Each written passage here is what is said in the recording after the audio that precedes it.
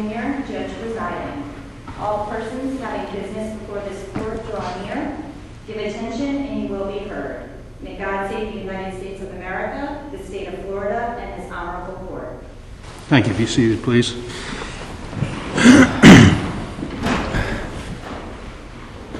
Good morning. Welcome to a oral argument session of the District Court of Appeal for the 5th District. Let me introduce the panel.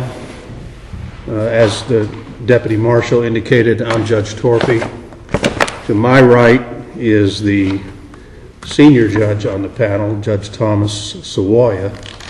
And to my left is a visiting judge. We're very pleased to have the help and assistance of Judge Jeffrey Mall from Brevard County. He's a circuit judge in Brevard County, and we certainly appreciate the help today. We have 3 cases that are scheduled today, all of which are civil cases. There'll be 20 minutes per side. We'll proceed in the order that they appear on the docket, so the lawyers for Kings Ridge and Sagamore can start getting set up while I finish the introduction here. The clock on the podium is preset for 20 minutes per side with a 5-minute time for the appellant to save for rebuttal. If you want an amount of time different than 5 minutes, let me know and I'll reset that. The caution light comes on when you're cutting into your 5-minute time. If you run over your rebuttal time, you lose it. So just keep an eye on the clock, and I'll try to give you a warning when you're into your rebuttal time. If anybody has any kind of device that makes any noise, would you double check it, please, to make sure that it's on a silent mode so that we don't have the attorneys interrupted during their presentation. All right, if the appellant is ready to proceed in Kings Ridge Community Association, Inc., the court will hear you at this time.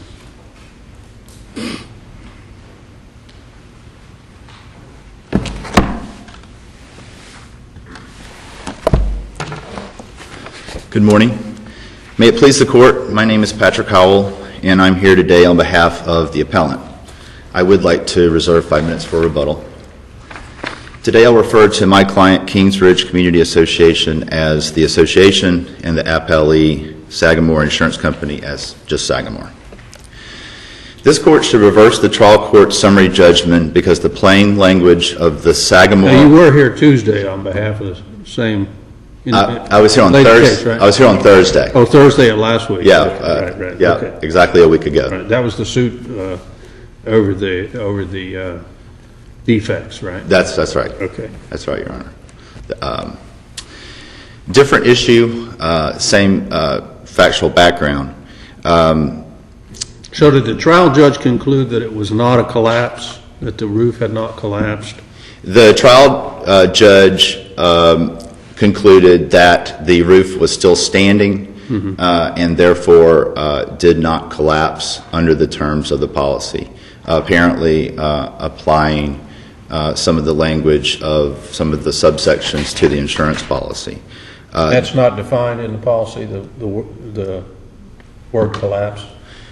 Your Honor, it actually is. What's not defined, I guess, is the word standing, so we have to just use the common known phraseology for that. But under the policy, collapse means an abrupt falling down or caving in of a building or any part of a building, with the result that the building or part of the building cannot be occupied for its intended purpose. There's 2 things that are very important, actually 3 things that are very important from that definition.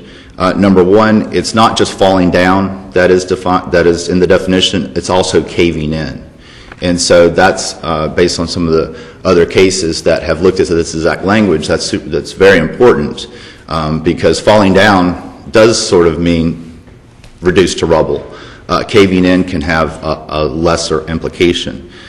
Secondly, it states that any part of a building. And if you look at the trial judge's order in this case, it talks about the fact that the building is still standing.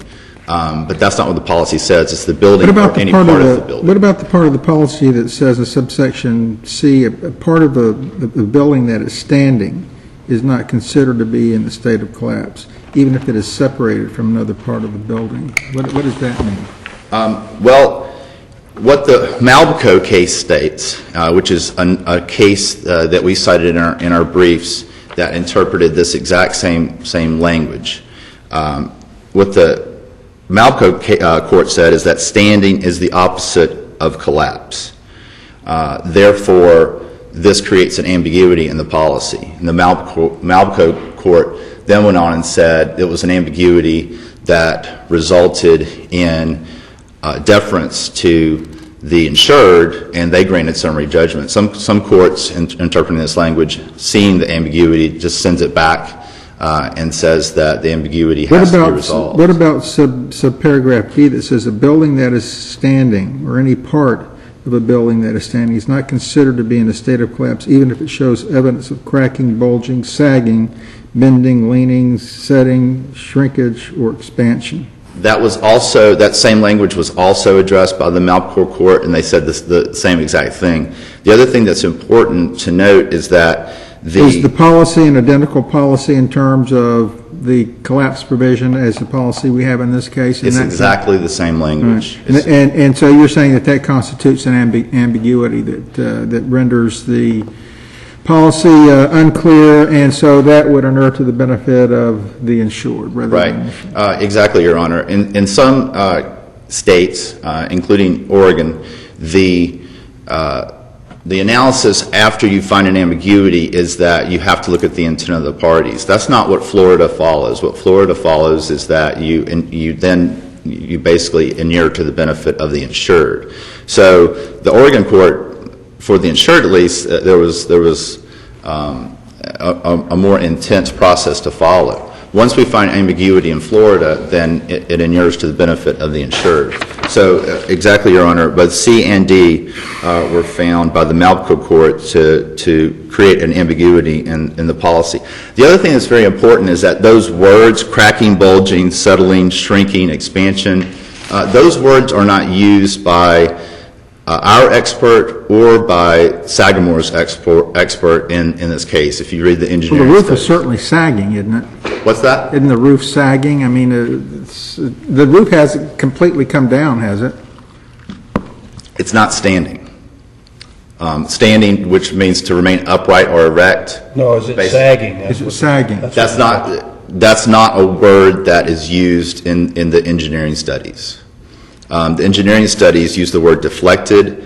Deflected is the same as sagging, isn't it? I don't know. I mean, I can tell you that the word collapse is used 4 times in the Monta engineering study. So if collapse and sagging can be the same thing. Well, the roof is still up somehow. I mean, it hasn't completely fallen on the ground, has it? It has not completely fallen on the It's ground. up there. It's just not, you know, when I read the memo, I thought it was sagging, but Well, but I mean, you say that that's not used in any of the engineering reports, but it's not, Your Honor. And the other thing to keep in mind is that the occupancy requirement that is found in the definition has been found to be very important by other courts interpreting this language. That's new language in this insurance policy. It wasn't in some of the prior opinions. I mean, some of the prior policies that were interpreted. I thought your point was, though, that even if it's sagging, D only pertains to a building that is a part of a building that is standing and is sagging. So if it's not standing, you don't even look at that. You don't even look at the sagging issue. Right? Exactly, Your Honor. You have to if you meet that first part where it's still. Does a roof ever stand?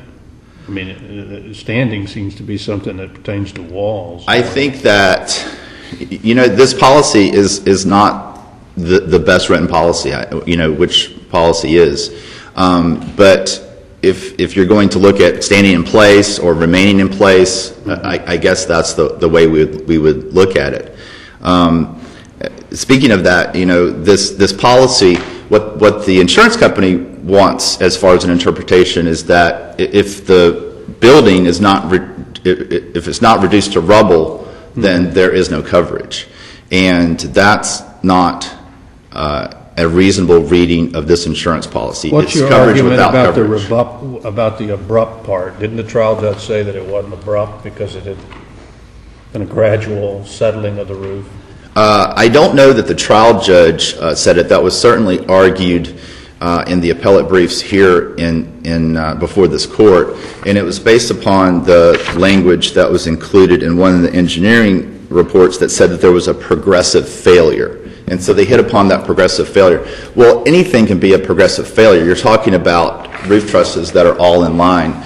But what we pointed out in our briefs, and I think it's a good point, is that a progressive failure can be like dominoes. Dominoes fall over very quickly. And so it can still be abrupt and be progressive. Well, abrupt kind of means sudden, though, right? I mean, it does mean sudden, but like dominoes falling, that can happen suddenly. And so these 11 trusses, which failed progressively, did so suddenly. And that's also based upon the only record evidence of what happened that day, which is that suddenly there was a loud sound. The outside doors, this is an enormous clubhouse, the outside doors began to shake, and then the ceiling went from being up to being down in a matter of seconds. So there was a dramatic change in the roof, and that change occurred suddenly, irrespective of how progressively we got to that point, right? That's right, Your Honor. And to juxtapose that situation with the cases that are cited by Sagamore,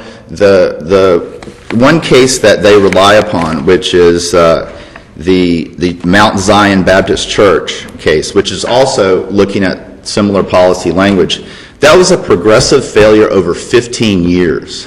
So as I stand here today, I can certainly tell you that that is not sudden and would not, I think, meet the policy terms of abrupt. What we have in our situation was an abrupt happening, abrupt falling down or caving in. The caving in language, again, I mentioned it before, but that also goes back to the policy language that we talked about before with the sagging. You could certainly have a caving in and sagging. Those two terms, I think, are opposite to each other. Were there any issues of fact that the trial court had to reach in order to render the order that it did? Well, if you look at the order, it's very devoid of any facts. It basically says that based upon the testimony, based upon, I believe, photos is one of the things that the trial judge looked at. So let me ask it another way. Okay.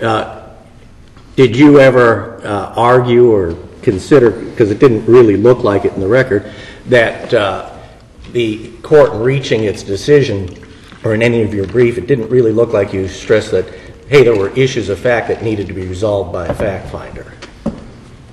Well, Your Honor, if we're going to focus on whether or not the roof is still standing, I think that should have been certainly developed further. And so if that's an issue with this court as to whether or not that fact was developed, then I think that remand and finding that summary judgment was inappropriate would be the correct decision. The Sagamore Insurance did not file an affidavit. They took no depositions of our expert. They didn't get an affidavit of their expert as to whether or not the roof was standing or what the actual condition would be. They relied upon the engineering report that was attached to their motion and also their complaint.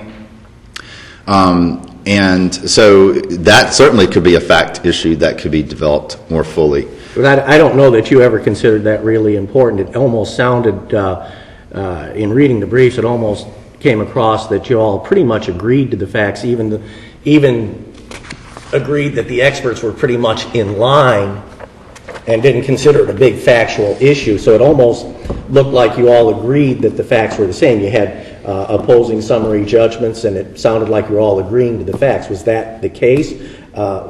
Because when you argue today, you say, well, the judge came to the conclusion that it was still standing, and that sounded like a fact issue. Well, keep in mind, Your Honor, that as the defendant in the case, we simply have to poke holes in the plaintiff's case, and that's what we were trying to do. So, you know, if there weren't facts that were fully developed by the plaintiff that should have been, that's certainly not something that we're going to point out. As far as other facts, I think that that definitely the standing situation, whether or not it was caving in under the terms of the policy, would have been something that could have been more developed. Whether part of the roof or part of the building was in a state of caving in would have been something that would have been a good question during a deposition or via affidavit even. And none of that was presented by Sagamore. All we had was 2 affidavits that were filed by us. Well, you didn't argue to the trial judge that there were disputed issues of material fact. We, in our memorandum of law, I believe that we did argue that there were disputed issues of material fact, Your Honor. Yes. We did it the same way that we did with our briefs before the court, this court, which is to say that there are no disputed issues of fact with regard to our motion for summary judgment. Yeah, everybody always does that. They say there's no disputed issues as long as you rule our way, but if you're going to rule their way, there's a million of them. Yeah, they do, and that's one of the things that is allowed, under Florida law to plead in the alternative, and that's certainly what we did in this case. Especially, again, keep in mind, as being the defendant, as representing the insured, that representing the client and arguing everything that we can. We understand. Definitely. You're close to your rebuttal time. You want to say some rebuttal time? Yes, I do. Okay. And the only other thing that I will add is one of the issues that I think, you mentioned, Judge Mall, about what we can all agree on. One of the things that we can all agree on is that the building was unsafe, that people should not have stayed in the building. That is mentioned in the Sagamore briefs, is mentioned by the Sagamore expert, it's mentioned by our expert as well. I had one other question. If you attach or connect a air conditioning unit to the top of the roof and it becomes operational, is that an item of personal property, or does that become a part of the building itself and part of the realty? Is it an item of personal property? I think that it certainly could. Keep in mind that I think you're getting to the concurrent cause language that's in the policy, and keep in mind that it can be any of the concurrent causes. And not only was that one of the concurrent causes, but there was also collecting water. But if you attach an air conditioning unit to a building, does it become part of the building and part of the realty, or is it a separate item of personal property? I'll definitely concede that it becomes part of the property at the time that it becomes operational. So it would not be an item of personal property then? No. All right. I don't think that affects the concurrent cause portion because of the collecting water, though. All right. Thank you. All right, thank you, sir. You've got a little over 4 minutes of rebuttal time. All right, the court will hear Ellie at this time.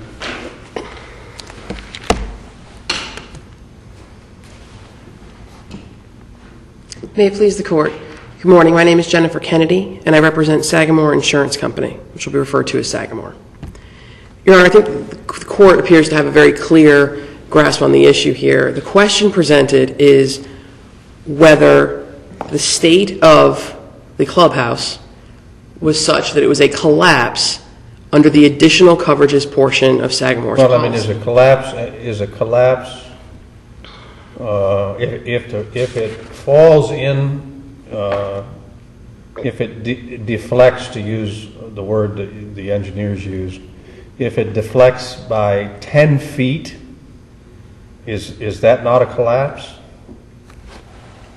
Assuming the other... In other words, does it have to fall all the way to the point of rubble on the ground, or is a 10-foot deflection sufficient for it to be a collapse? A 10-foot deflection could be sufficient, Your Honor, assuming that A through D are also met, to the extent that A, for example, provides... Well, if it is a collapse, if it isn't a collapse, then it's not standing, right? If it is not a collapse? If it is not if it is a collapse, then it is not then standing. it is by definition not standing, right? Correct. So, I mean, C and D are really just redundant with A, right? A says an abrupt falling down or caving Or in. the abrupt part. Yeah, so you have the abrupt part and you have I the mean, falling if down. it collapses, it's not standing. Correct. That could, yes. But I think what those, I believe, Your Honor, what those go to, which is why there's sort of two ways to look at this. One is those factors apply to this case to determine whether or not this additional coverage is provided. Then there's sort of this other argument that's been presented that there's an inherent ambiguity within the policy. And obviously there's going to be some confusion created when you try to kind of put a square Right, peg in a but a 10-foot deflection would be a collapse. Depending on the other circumstances, Your Honor, if this roof, for instance, this roof has deflected at most, according to the reports, at mid-span 12 inches. Right. So that is certainly more along the So line. if it was 10 foot, would that But be if it was flat? 10 feet, I think then it would depend also on the structure of the walls. Some of the cases have discussed walls being standing, and that's why there is not a Well, this says a part of the collapse. building. The roof's a part of the building. We can establish that, right? The roof is a part of the building. Is a truss a part of the building? I believe, the policy is referring to a building or part of the building. Any part of Right. a building is a truss a part of a I think building. it's a part of the building structure, certainly. But I think to say that if a truss is broken or somehow structurally compromised, that then leads to a collapse of the building, and that's why. Well, but is it a collapse of a part of the building? No, because it's not a collapse. It says any part of a building. Correct, but it still has to be a collapse, which is an abrupt falling down or caving in. So the truss isn't going to really fall down. I mean, if that were the case, you could have a situation here where that panel comes out and now that's a collapse. I mean, certainly that's not. If you read, if this policy language is taken as a whole, that certainly is not a collapse. If our light fell down and That's not going to be a hit the ground, collapse of that would the. not be a collapse. It would not be a collapse of the building or a portion of the. A part of the building, it says. But that could also just be, then you're getting into fixtures. I mean, the cases interpreting this language, even the cases relied upon by the appellant, the part of the building is not, and I think that's where some of this argument is sort of, it gets confusing, is that the part of the building, I don't believe, according to the policy, would necessarily be the roof.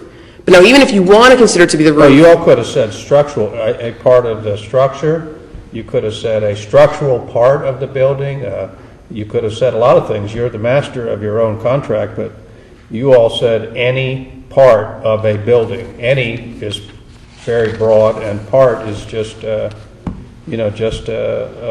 any piece of a building, right? Correct, but if you go back to A, Your Honor, if we go back to A. I was in A. Okay, A says collapse means an abrupt falling down or caving in of a building or any part of the building with the result. Let's just cross out the of a building and just forget Caving about in of any part of a building. it. Right.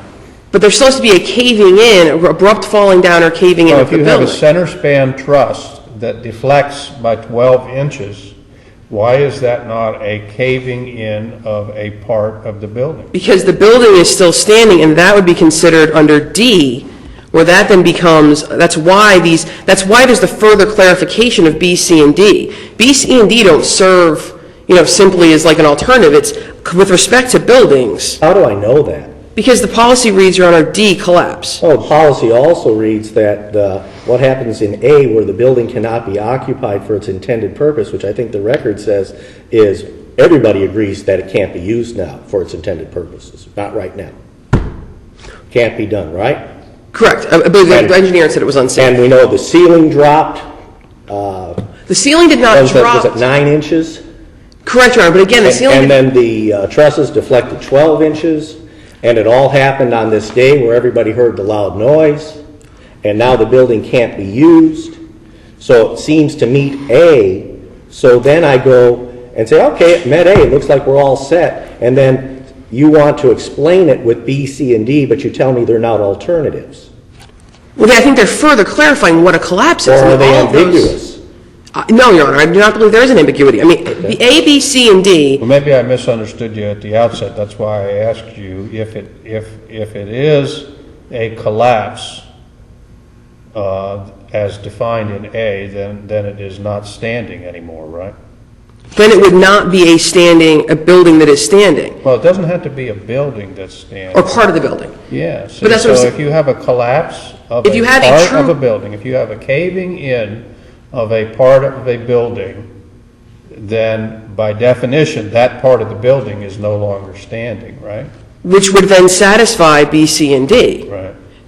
And that's Why the isn't thing. this a caving in of the at least a caving in of the center span truss? Because Why isn't this a caving in of that? engineer's report and the facts that are in the record are that, and you know, and we pointed out in our answer brief that some of the characterization of the facts, appear a bit more dramatic than they actually read in the report. For example, I don't know that there was, the report does not indicate that there was this, dramatic shaking and this collapsing of the roof. What it says is that on the morning of Wednesday, February 24th, the exterior doors of the west wing of the clubhouse, and this is in the report, as reported by the manager. We have to take the facts, and this is summary judgment, right? So we have Correct. to accept whatever facts they have to support their position, right? And yes, Your Honor, and those facts are that on that morning, the clubhouse began to shake, the drop ceiling and soffits deflected downward. So it is not that it fell to the ground or crashed to the ground. Well, is the ceiling standing or not? The ceiling is standing. It is simply sagging. It is simply showing evidence of sagging, and as the report repeatedly indicates, there's a deflection. A roof that is deflecting downward has not collapsed and has not caved in, I think, by a common understanding of those phrases. Well, I thought you just told me that it depends on the extent of the deflection. And in this case, Your Honor, it is in this case, the pictures, what the engineer's report reveals does not depict an abrupt falling down or caving in. Rather, it shows a drop ceiling that has deflected at the most 12 inches at a certain point. And that there are several tiles, and I believe if you look at the photo, it appears to be like 5 or 6 tiles that are missing. That's it. It is not walls coming down. Is it your position that a truss is not a part of a building? I would not consider the truss to be a part of the building as, in this sense. I mean, and that would mean that you would always have a collapse, because the truss falls down, it's still standing. I mean, the collapse is meant to be, again, Your Honor, which is why we have D, that a building that is standing or any part of a building that is standing. Well, if a truss is a part of a building and it's a structural component. It has collapsed, then that part of the building is no longer standing, right, Counselor? I mean, if you're wrong about that, if a truss is a part of a building and it has caved in, then it is no longer standing. The truss is no longer standing. Then that would mean, then I guess by extension, the only coverage that would then be available is to repair that truss. If that's the logic, that is actually what a collapse is. I mean, the collapse is an abrupt falling down of a building or part of a building. None of the cases, as I've said, even those cited by the appellant, go to the extent of saying that a structural component of the building then becomes... Well, what would be a part of the building in your mind if a truss isn't a part of the building? In my mind, those go to a situation such as this room that we're in today. This room is a part of this larger building. If something were to happen where this roof caved in, so there was an abrupt falling down or caving in of this building, or of this part of the building, rather, then what would occur is, while this portion of the building, not the roof, not this portion of the building, would, if it met the other requirements, obviously, and were considered to be in a state of collapse, there would not be coverage for the lobby, or for the lawyer's lounge, or the other parts of this building that are standing and that are not in a state of collapse. So you're not going to get money, you're not going to get, the cost of the entire building when there's simply a part of the building that is in a state of collapse. That, I believe, Your Honor, is what those portions of the policy go toward. If you have a wing of a hospital that the roof caves in, well, that hospital room can't be used for its purpose, but the rest of the hospital is fine. And what the appellants are attempting to do is analogize that sort of example to what we have here and say, well, that's what we have here because, this portion of the clubhouse can't be used. And that might fit if there had been an abrupt falling down or caving in and not sagging, bending, deflection, and granted deflection's not in the policy, but everyone agrees that... Does caving in mean the same as falling down? I believe a common understanding would be falling down could be such that, falling inward, whereas caving in could be the walls caving in inward. I mean, as it relates to a roof, is caving in and falling down the same thing? I believe it could be, Your Honor. Well, is it or isn't it? I mean, you all use two different phrases in your policy. Right, but then the policy, Your Honor, is not referring simply to roofs. A caving in could be the roof, depending on what it's made from. If it crumbles and it caves in, if the walls, masonry on the sides, crack and cave in, fall in, that would be caving in. Falling down could be seen as the center of the roof falls down. Caving in would be like maybe more of an inward deflection. I mean, again, it was actually, I mean, the drafting of the language, I believe, is such that it tries to remove the ambiguity. I mean, it clearly states what the parameters within which a collapse operates.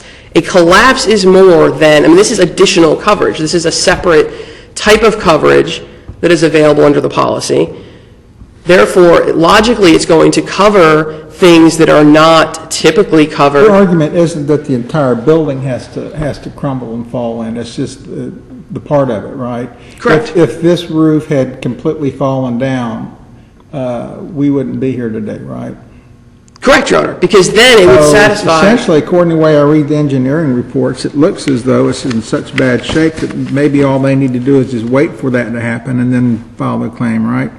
Does that make any sense? And I anticipated that could be something the court was concerned with. I mean, certainly at this point, the heavier HVAC units that were added have been removed. The initial brief refers to shoring that's been done. It is not in a state of collapse. But you expect the homeowner to mitigate damages. Oh, I'm certainly not criticizing them for doing that. No, Your Honor. But again, the very fact that, to answer your question first, otherwise, what you're saying is, well, homeowner or property owner, just don't do anything and just wait for the whole thing to fall down, and then we can go ahead and file our claim. That's essentially what you're saying. Respectfully, I would disagree, because the very fact that, again, the policy refers to abrupt falling down or caving in. Abrupt. The fact that they had the opportunity to shore up the roof, to remove 5 units, it was not abrupt. That's not abrupt. So if they did nothing... The damage that caused the damage was caused by something, appears to me, that was abrupt. I mean, all of a sudden this thing fell and deflected. And you're just simply saying that we have to wait for it to actually fall down on the ground before they can make a claim. So the cause of it was abrupt. Is it the cause of it that's abrupt, or is it the total collapse has to be abrupt? This is an abrupt falling down or caving in. So the collapse has to be, in other words, it has to be an abrupt falling down. It all has to happen at the same time. I'm sorry? It all has to happen at the same time. I think there can be, I'm not saying that the truss is weakening. I mean, I understand this argument with the domino effect, but what I'm saying is if it drops 12 inches and you do nothing, and again, to go back to an earlier point about the manager's testimony, he said that there was the shaking of the doors and this, the drop ceiling deflected. That wasn't determined until the next day. So it's not as if there was this, this calamity that occurred or this event that was. Well, you seem to be saying that it has to be abrupt, so that everything has to be abrupt. Everything has to happen at the same time. It has to deflect and then fall down on the ground. In order for it to be abrupt. But if it deflects and then falls down the next day, you're saying that wouldn't be abrupt. No, I'm not saying that that's what makes it not abrupt. I'm saying that's indicative of the fact that what I'm saying is that if it occurs over time, then obviously no, it would not be an abrupt falling down or caving in. So in your example, if there's a situation where... How much time has to go by? Are we talking about a day or week, a month? Abrupt is sudden. Abrupt is sudden. Well, then you're saying that everything has to happen at the same time. It has to, the damage has to occur. It has to deflect and fall down all at the same time. Yes. If the damage occurs, it deflects, and then an hour or two later, or maybe the next day, it completely falls down, then it's not covered, right? It would not be an abrupt falling down or caving in. I mean, when we go to, as far as the remedial measures that are being taken by the insured, That was my point with that. The fact that the policy covers an abrupt falling down or caving in. So every time that it rains, the roof weakens a little bit, maybe deflects by 1/8 of an inch over a period of 10 years, and then all of a sudden one day there comes a rainfall and it collapses. That's not abrupt because it's happened over. No, and that's where I wasn't clear, and I apologize if I wasn't clear, and that's where I was trying to make the distinction. I don't necessarily think clearly the policy doesn't say that all the internal damage leading to the ultimate abrupt falling down has to all occur at the same time. But the falling down or the caving in has to be abrupt. Right. So if, like Your Honor said, if it's water, if it's this, like here, obviously the trusses, they installed units that were 3,500 pounds heavier than the prior units. So I mean, then that goes back to the real central question here, which is whether whatever happened on that day that the people described was a collapse. Yes, Your Honor. Because if what happened that day was a collapse, then it was abrupt. Yes. No, yeah, absolutely, Your Honor. Yes. And what we're saying is there is no evidence. We're right back to whether or not it was a caving in of any part of the building. That's what we're back to. Yes, whether there was an abrupt fall. Say caving in has to be some amount of deflection more than 9 or 12 inches, but that 10 feet would be enough. So it's somewhere in between, right? Your Honor, certainly there's no, I mean, I'm not suggesting there's a hard and fast rule. You asked the hypothetical, in answering the hypothetical, clearly it would depend on. Well, you said that 10 feet was okay. I said it could be if it met the other definitions. I mean, because to me, a 10, depending on how it fell, would that be considered more than sagging, more than, at that point? Well, the sagging doesn't even come into it if it's still standing, the part of the building is standing, right? D refers to a part of a building that is standing. Right, but again, Your Honor, this goes back to, I don't believe I don't think it follows the policy to read that as being the roof. The roof, yes, the roof is a structural component of the building, but a roof, when it says part of the building that is still standing. Is a ceiling a part of a building? Certainly all components, Your Honor, are part of a building, but it reads a building or part of a building that is standing. The ceiling caved in this structure, didn't it? No, it did not, Your Honor. It deflected downward, and it is more showing evidence of sagging or. Let me ask you this. If we say, in terms of caving in part of it, and we say that the contract is ambiguous, you're essentially going to lose, right? Because we would have to construe that strong in favor of them as opposed to you, since you wrote the contract. If we find this ambiguous, you're essentially going to lose, right? If you find an ambiguity and then therefore there is a collapse, then as in our brief, I see my time is running out, but in our brief we do have the argument that then there is a collapse because there would have been a determination that the policy is ambiguous, therefore this is covered. If that were to occur, then any applicable exclusions would obviously have to be considered. And there is an exclusion in the policy for faulty, negligent, ineffective maintenance and installation. And again, I see my time is running out, but there's significant evidence in the record that there was cutting of trusses. There was cutting of trusses to put drain pipes in. There was cutting of trusses near these HVAC units that were. But the record sufficiently developed for the court to make that decision. Absolutely, Your Honor. Without weighing facts. Absolutely, Your Honor. They're all there. Yes. All right. Thank you, Counselor. Thank you.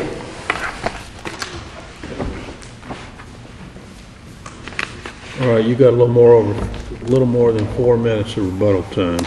Okay. If you think you need to use it all. As far as the cutting of the trusses and all of that, that was something that happened before the association purchased the clubhouse. There's nothing in the record that indicates that the association did anything to these trusses.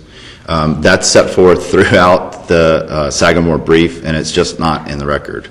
Do you, when we talk about this D collapse, and we have subparagraph 1, A, B, C, and D, do you say that we should just take A out of, just take A alone and consider it and not consider B, C, and D in terms of helping to define or explain what collapse means?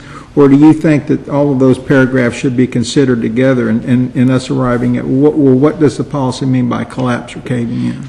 Your Honor, I would say that Because it seems to me like it seems to me like I agree with opposing counsel that A, B, C, and D should be considered together in arriving at the conclusion as well, what does collapse mean? But you seem to be arguing, well, we just shouldn't get any further than A and disregard B, C, and D. Well, exactly, Your Honor, and here's why. If you look at B, a building or any part of a building that is in danger of falling down or caving in is not considered to be in a state of collapse. It has caved in, so that's inapplicable. C and D are also statements for that have example, D standing in it. is not considered a state of collapse. It says what is not considered to be a state of collapse, and is not considered, and the same with C. So it seems to me like what we should do is take these 4 paragraphs and read them together in paramateria and say, well, this is what collapse means, or this is what collapse doesn't mean. But you're saying we don't get any further than A, right?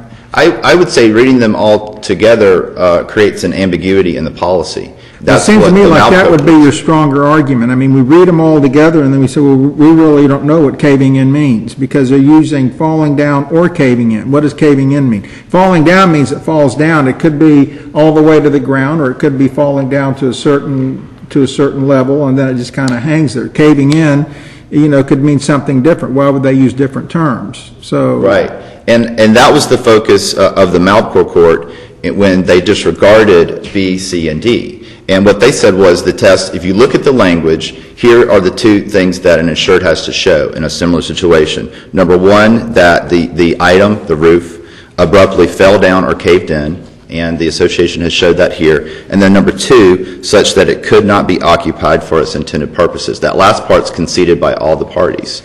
So, and the occupancy requirement is, again, very important here. Opposing counsel mentioned there isn't a hard and fast rule. Well, we need some sort of hard and fast rule here because everyone's going to always disagree as to whether something has caved in or whether something has collapsed. This policy provides collapse coverage. And so what the Malpro Court has done is they've created a bright line test. And they said if you have an abrupt caving in or falling down and you can't occupy the building, this new provision that was inserted into these policies, then you have a collapse event. It's easily understood by all the parties, it's easily understood by the insured, and it's easily understood by the insurance company. All of this other stuff where there is no bright line test, as conceded by opposing counsel, it creates a situation where you have coverage without coverage. And that's not what the insurance policy... Then essentially the other 3 paragraphs are meaningless then, right? They don't mean anything, because if you don't go any further than A, that's basically it. It doesn't mean anything. They take the main portion of the insurance policy, which is the occupancy provision, and this is what the Malpro Court stated again, and they make it meaningless. Make it what? Meaningless. They make the occupancy provision that was inserted into the policy meaningless, and they found that significant, and they said we have to read policies so that they make sense. Okay. All right, so you're over time. Thank you very much. Well argued.